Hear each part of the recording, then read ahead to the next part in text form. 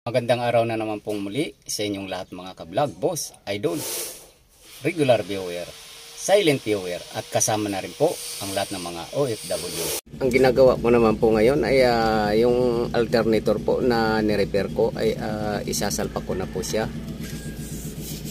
para malaman po kung kakarga na.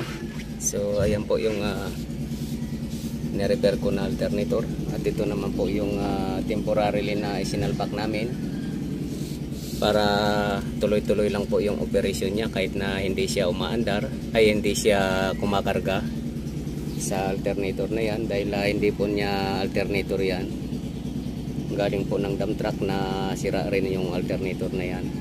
So since kasya pong ilagay dito, so sinalpak ko siyang temporarily para tuloy-tuloy po yung operation.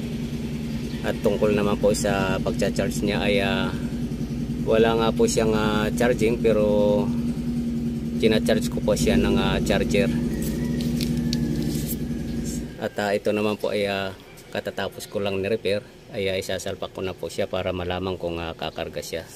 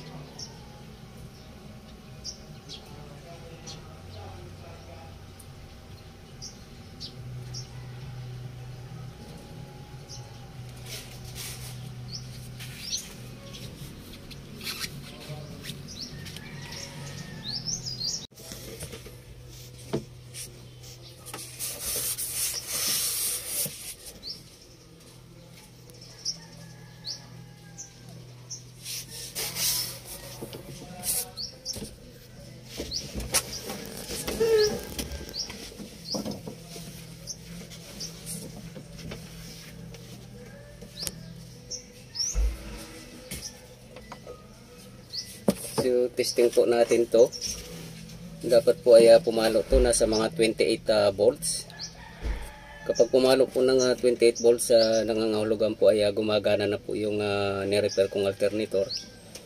Pero once na hindi po umabot sa 28 or 27 something, so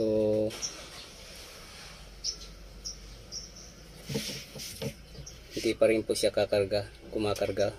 So i-start po natin para malaman natin.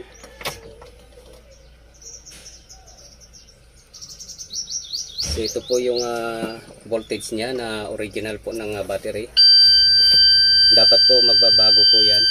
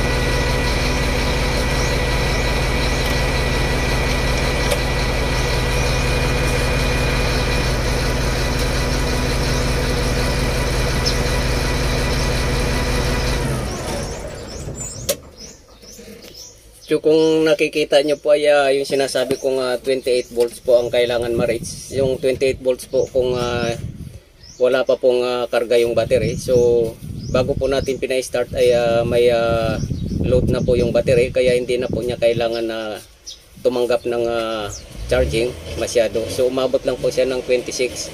So ibig sabihin po kumakarga siya, nagcha-charge na po siya.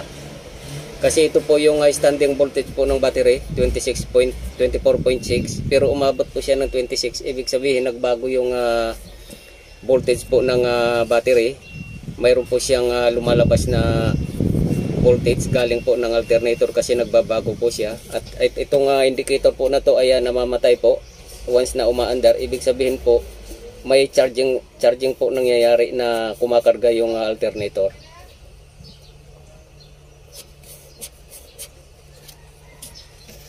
Sabihin po kumakarga na po yung alternator na inayos ko. Ayan po, start po natin at 24 volts 0.4 at magbabago po siya at ito po ay mawawala, so ibig sabihin nagcha-charge na po siya.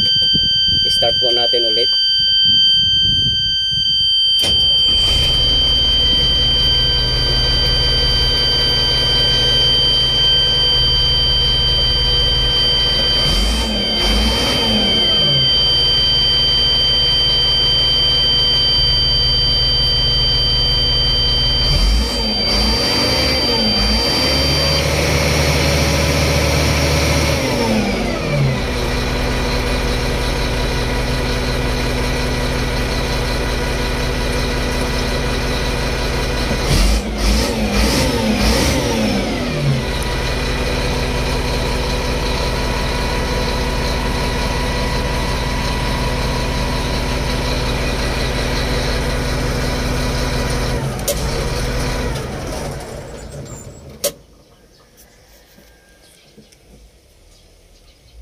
So ayan po,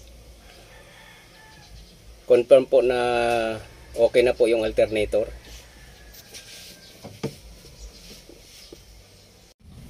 At since okay na po siya, na-repair na po yung problema, na-rectify na siya. So hindi ko na po ipapakita yung pagraraping ko po ng electrical tape dito. At ayusin ko pa po ito, haba na po, nangahaba yung video natin. So sana po nagustuhan nyo itong video ito. Please like, subscribe na lang po and hit notification bell para sa susunod na mga video. God bless all po.